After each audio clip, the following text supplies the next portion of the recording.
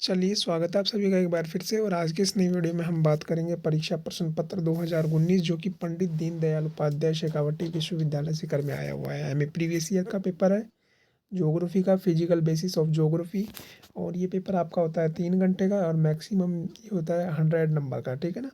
और इसके जो कुछ इंपॉर्टेंट प्रश्न है जो एग्ज़ाम 2024-25 के लिए इसमें से इंपॉर्टेंट बन रहे हैं वो मैं आपको बताऊँगा। अब हम पिछले जो पेपर आए हुए हैं उन सभी की वीडियो में लेकर के आऊँगा श्रृंखला।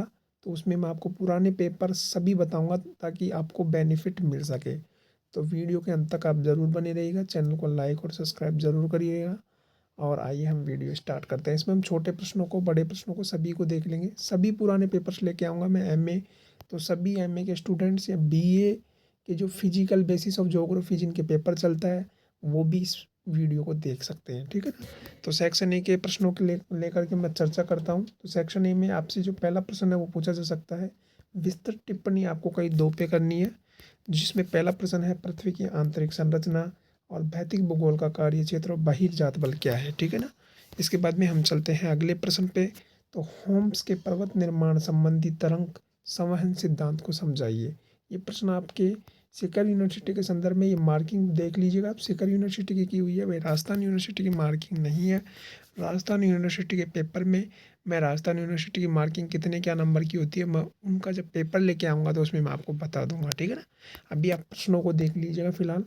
और हम चलते हैं फिर अगले प्रश्न की तरफ। नेक्स्ट प्रश्न है नदी बहते हुए जल द्वारा निर्मित अपरदनात्मक निक्षेपणात्मक स्थल रूपों को समझाइए, ठीक है। फिर हम चलते हैं सेक्शन बी की ओर। अब हमने बात सेक्शन ए के लिए कर ली है। 2 हमने शॉर्ट क्वेश्चन देख लिए हैं, एक होम्स के पर्वत निर्माण सिद्धांत हमने देख लिया है और नदी के बहते हुए जल का अपरदनात्मक व निक्षेपणात्मक स्थल रूपों को हमने देख लिया है। अब हम चलते हैं सेक्शन बी की ओर। सेक्शन बी में मैं बात करूं, सेक्शन बी की मैं अगर बात करूं तो सेक्शन बी में आपको संक्षिप्त टिप्पणियां मिलेगी। इसमें आपको सूर्य तप, वाताग्र, सूर्य तप, वाताग्र और संगणन तीनों मिलेंगे। इनको आपको देख करके जाना है। और फिर मैं बता रहा हूँ ये मार्किंग शेखावटी शिखर यूनिवर्सिटी के पेपर की है। आप राजस्थान यूनिवर्सिटी का पेपर देख सकते हैं, उसकी मार्किंग के अनुसार इन्हें पढ़ सकते हैं, ठीक है ना। प्रश्न यही रहेंगे, मार्किंग अलग अलग हो सकती है। नेक्स्ट प्रश्न है वायुमंडल का संगठन व स्तरीकरण को आपको समझाना है। इसके बाद में नेक्स्ट प्रश्न जो आपके है वो है छठा प्रश्न, उष्णकटिबंधीय चक्रवात की विविध अवस्थाओं को व उसके पथ को विस्तार से बताइएगा। इसके बाद में हम चलते हैं सेक्शन सी की ओर। हमने ए और बी को देख लिया है। सी में हम जब चलते हैं तो सी में आपको फिर से 3 टिप्पणियां दी हुई है। वलयाकार प्रवाल भित्ति, जैविक क्षेत्र और समुद्री संसाधन यानी माइनर रिसोर्सेज। इसके बाद में हम चलते हैं 8वीं क्वेश्चन की ओर। तो 8वीं क्वेश्चन में आपको महासागरीय निक्षेपों के बारे में पूछा गया है।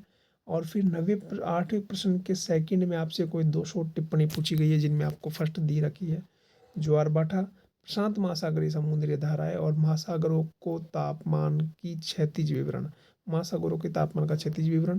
तो ये पेपर था पुराना। अब हम अगले वीडियो में अब हम अगले वीडियो में मैं आपसे फिजिकल ज्योग्राफी से संबंधित मैं आपसे महाराजा सूरजमल ब्रज विश्वविद्यालय भरतपुर के पेपर को लेकर के चर्चा करूंगा। और उसके प्रश्नों जो आए हुए हैं एमए प्रीवियस ईयर में वो मैं आपको बताऊंगा कि कैसे कैसे प्रश्न एमए प्रीवियस ईयर में आए हुए हैं। तो जब तक के लिए मुझे दीजिए इजाज़त, नमस्कार।